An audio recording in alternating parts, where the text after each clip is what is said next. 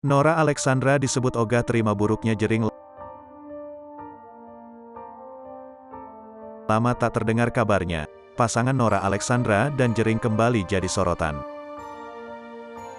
Kali ini, Nora meluapkan kekecewaannya pada sang suami di sosial media.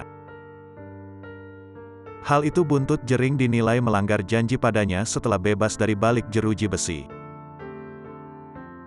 Nora mendapati suaminya, Jering melanggar janji untuk hidup damai dan fokus pada keluarga.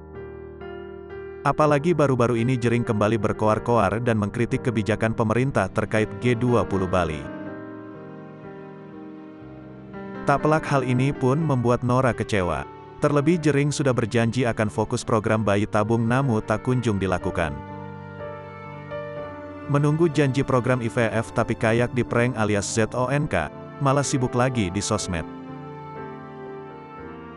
Dijaga agar gak ada masalah karena masih belum bebas murni malah beringkah. Ampun dah, tulis Nora di Twitter. Namun sayang, tak lama dari cuitannya itu, Nora Alexandra mendadak menghapus curhatannya itu.